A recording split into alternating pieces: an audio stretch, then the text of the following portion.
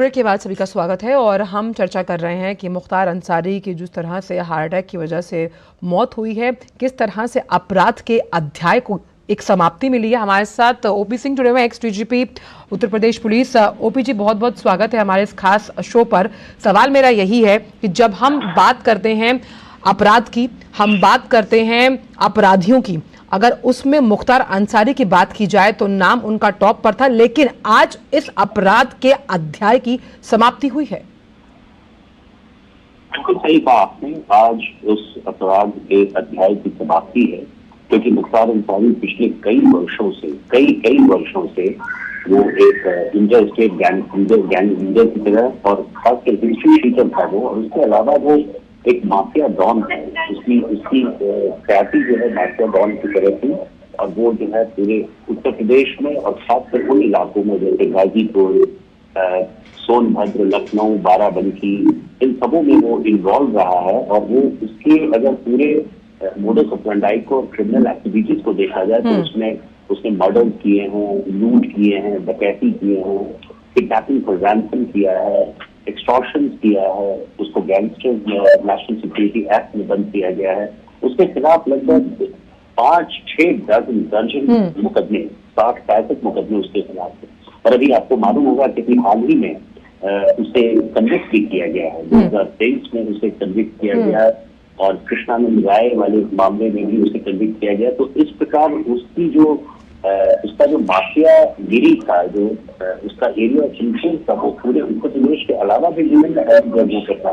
तो इस प्रकार आपको कहना सही है कि उस माफिया डॉन की कारनामों के अध्याय की आज समाप्ति हुई है, जो मैं समझता हूँ कि एक सफल प्रशासन के लिए और एक प्रशासन के लिए बहुत जरूरी है। जबकि उसकी मौत आगे करे क्या जो भी तरीके से हुई है वो पोस्टमार्टम के बाद ही पता चलेगा।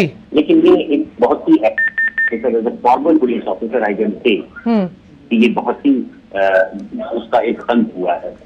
सिंह साहब, अपने गुर्गों के साथ वो जिप्सी में AK-47 लहराती हुई तस्वीर जो मऊ के दंगों के दौरान कई पत्रिकाओं में छपी, जिसमें साफ तौर पर यह देखा गया कि अपराध को किस तरह से चूमते हुए मुख्तार अंसारी ने कई कृत्यों को अंजाम दिया।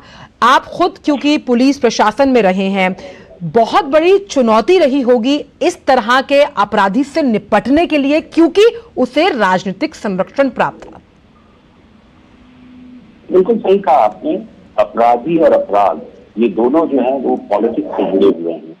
और मुख्तार अंसारी हो या अतीक अहमद हो या मुन्ना बजरंगी हो या जितने भी हमारे उत्तर प्रदेश में माफियाज हुए हैं, जिनका धीरे धीरे सफाया हो रहा है और हो चुका है, उन सबों को एक राजनीतिक संरक्षण प्राप्त था।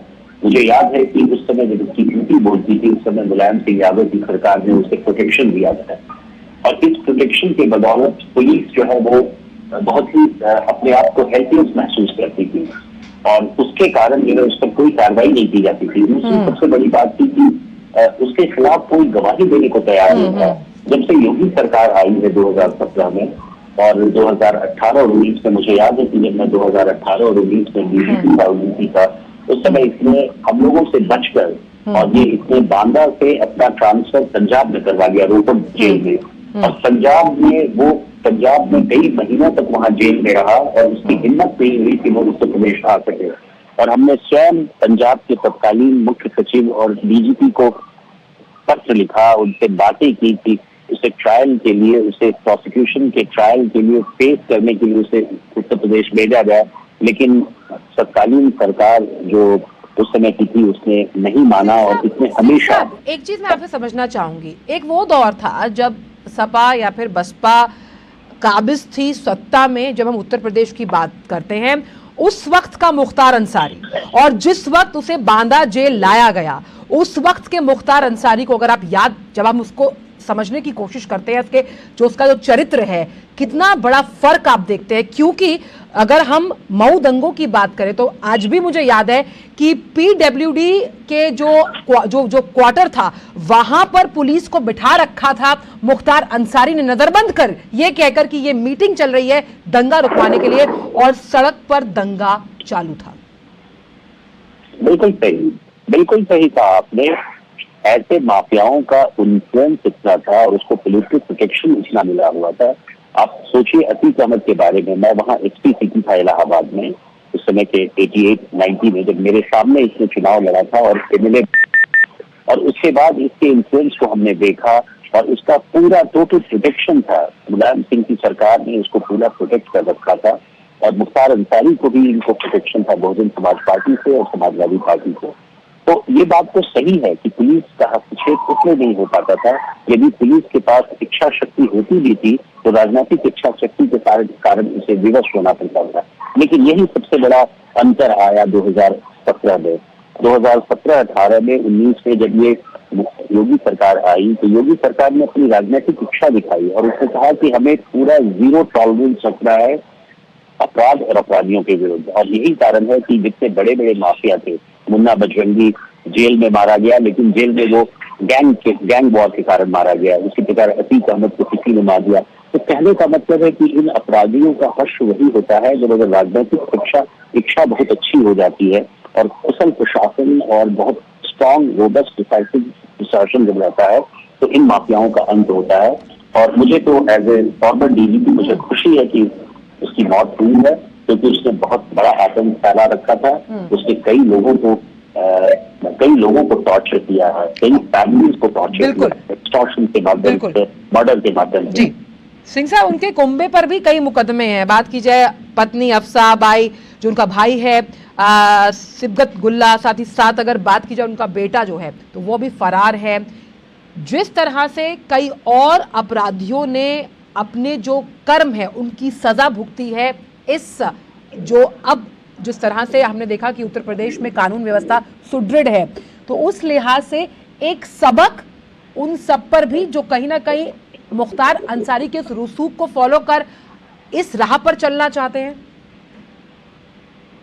बिल्कुल, मैं तो अपील करूंगा उनके फैमिली मेंबर्स को और कहूंगा कि वो कानून के सामने सरेंडर करें, आत्मसमर्पण करें और कानून का पालन करते हुए अपनी सजा को भुगतें।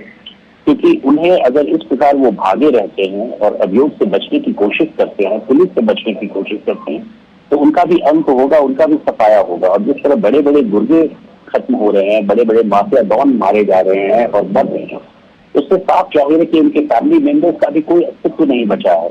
चाहे अतीक अहमद की फैमिली हो या मुख्तार अंसारी की फैमिली हो, चाहे वो कितने भी आरोप लगा ले। आज उनका बेटा, मुख्तार अंसारी का बेटा आरोप लगा रहा है कि उसे स्लो पॉइजन के माध्यम से मारा गया है। What nonsense he is talking. Slow poison, जब भी उसकी बीमारी होती थी, जेल प्रिजन मैनुअल के हिसाब से उसके डॉक्टर्स उसको देखते थे, उसे इमीडिएटली हॉस्पिटल पहुंचाया गया। पंजाब में भी उसके, पंजाब रहते जब मैंने पत्र लिखा पंजाब गवर्नमेंट को कि उसे यहाँ भेजा जाए, तो हमेशा वो मेडिकल सर्टिफिकेट देता था पीएमओ के माध्यम से कि उसकी तबीयत अच्छी नहीं है और उसे उत्तर प्रदेश नहीं ला। तो दैट मीन्स की has been ill, that means की उसका स्वास्थ्य पहले से ही बहुत खराब था। और ऐसी स्थिति में उसका इस प्रकार का कार्डियक अरेस्ट या जो भी अरेस्ट हुआ हो जिसमें मर जाना, एक बहुत ही स्वाभाविक नेचुरल प्रक्रिया है। इसमें किसी का आरोप जो है वो सर्वथा निर्मूल है, सर्वथा तर्कहीन है, आधारहीन है। वो तो कहना जो गलत बहुत बड़ी बात की है सिंह साहब की, जिस तरह से ये जो पहला रिएक्शन मुख्तार के बेटे का है कि उन्हें कहीं ना कहीं स्लो पॉइजन दिया गया, ये बिल्कुल आधारहीन बात है। लेकिन जो प्रतिक्रियाएं सामने आ रही हैं वो प्रतिक्रियाएं भी कहीं ना कहीं बहुत नेगेटिव है कि भाई इसकी न्यायिक जांच की जानी चाहिए। सपा का ये कहना है कि उनकी सुरक्षा जो है वो सरकार का दायित्व है। लेकिन ये सब तब कहाँ थे जब आम जनता या फिर हम कहें जो बड़े बड़े विधायक थे उन्हें गोलियों से भून दिया करता था मुख्तार अंसारी।